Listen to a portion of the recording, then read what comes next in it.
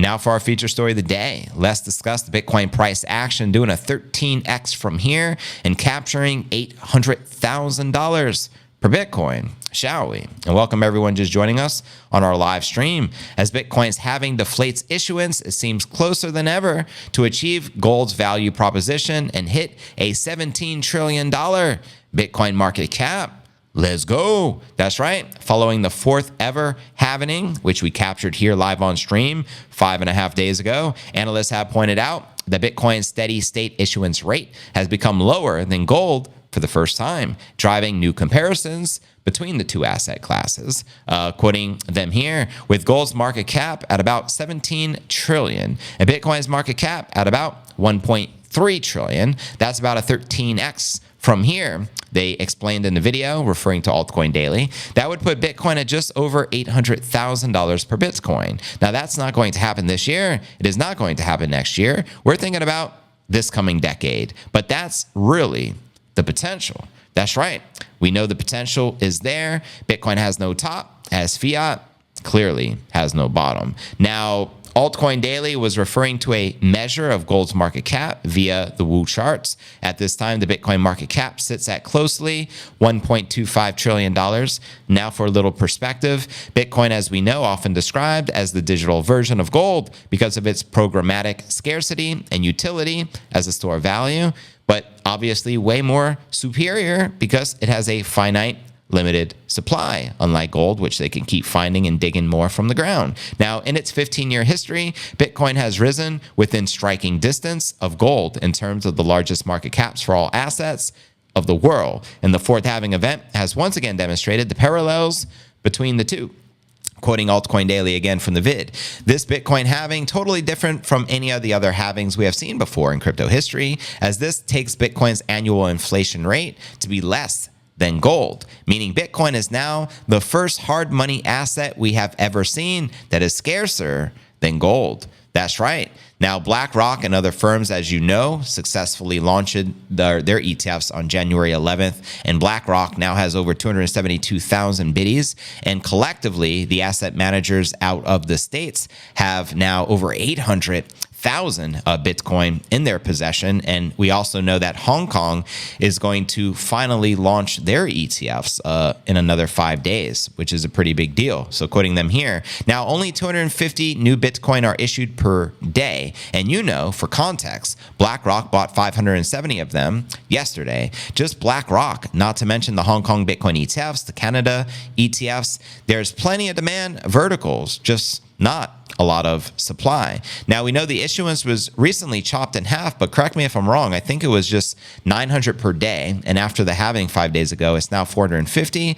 So I'm not sure why he referenced 250, but nonetheless, it's extremely scarce and now double the scarcity as it was 5 days ago. So key takeaways, the Bitcoin price relative to gold has been rising, suggesting as investors seek scarcity, they will increasingly turn to Bitcoin and help drive its market cap towards gold. Quoting them again, we have seen inflation go crazy. We have seen geopolitical tension go crazy. Macro again, wild, he concluded. Gold has risen 10%, maybe on the year. We're seeing Bitcoin actively being accumulated. It makes a good point. We have nation states accumulating Bitcoin in the public eye, such as El Salvador. We have nations secretly purchasing the biddies. For example, Mr. 100, we have speculation that that is Abu Dhabi out of the UAE. There's a lot of talks of other nations getting direct or indirect exposure to Bitcoin right now and just haven't come public with it yet, including Edward Snowden a few weeks ago we covered on the pod saying a nation has been secretly buying it, and soon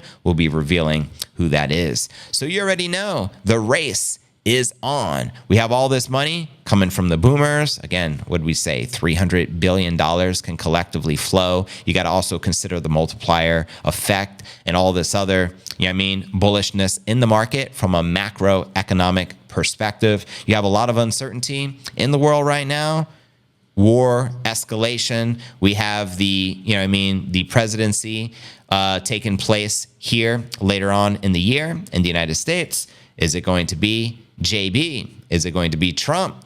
What do you think? How will it likely impact Bitcoin? How will basically also all the other things and all the other countries in the world, how will they react to Bitcoin? What about the BRICS movement and the de-dollarization of the US dollar, right? What about the weakening of the dollar? What about the $35 trillion deficit, which they can never get rid of? They're forced to print more money. As they continue to print, it will continue to devalue the dollar. Printing money typically escalates wars and perpetuates war. Meanwhile, a Bitcoin standard perpetuates peace and love. So we're at a crossroads right now. Nations have choices. These big companies have choices. Virtually all the major asset managers are already adopting Bitcoin through the ETFs, minus maybe a Vanguard, but they still get the indirect exposure, as Vanguard is the primary shareholder of MicroStrategy, the first publicly traded company to put the biddies on the balance sheet. MicroStrategy now holds over 220,000 Bitcoin. And again, Vanguard's the primary shareholder. BlackRock is the secondary biggest shareholder. So it just goes to show you they have their hands in everything. At the end of the day, we have a very finite, limited supply of Bitcoin. We have massive demand. The supply issuance just got chopped in half. More and more demand come in, very limited amount. Bitcoin being a hedge against inflation, a hedge against deflation, an insurance policy, a flight to safety.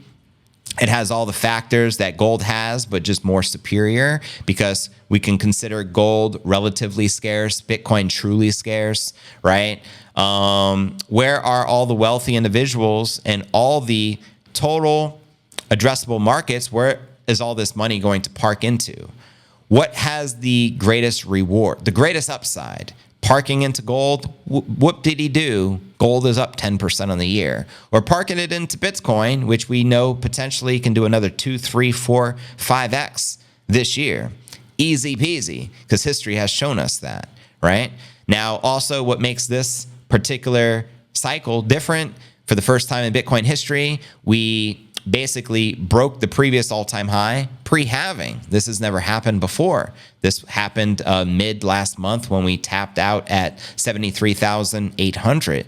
The 3 previous halvings before that, that has never happened before. Also, clearly, we have institutional FOMO and adoption, which did not exist 4 years ago, right? Also, now we have the ETFs coming out of Hong Kong. We have ETFs which are going to come out of El Salvador, different types of ETFs, more competition, more game theory, right? More investors looking to get into Bitcoin. Most of the population still don't even understand what Bitcoin is. It's perfect money. They have yet to know that. You know what I mean? So yeah, it is what it is. When do you feel Bitcoin is likely to hit some of these price targets we've been discussing here on today's podcast? 800,000 per Bitcoin. My personal projection for this particular cycle, my bear scenario, which is the low, I say 222 G's, baby. And for my high, which is my bull scenario for this cycle, I say 750,000. I say, if I'm using my intuition, we'll probably be somewhere in between that. Granted, it's a wide gap. We have Stock to Flow says it'll be somewhere between 100,000 and $1 million per coin post 2024 halving, which is where we're currently at. And by the time of the next halving in 2028, I can totally see blowing the lid off of the 800,000 target by the time of the next cycle. I can see us hitting $1 million by 2029. But I want to know your thoughts. And I'm also open to the possibilities of Bitcoin smashing all of these record numbers potentially this year. I know anything could happen, and I'm going to reiterate, Bitcoin has no top because fiat, tulip bulb, monopoly, crap has no bottom. And it is what it is. So let me know your thoughts. Holla in that chat. I'm going to read as many comments out loud as I can.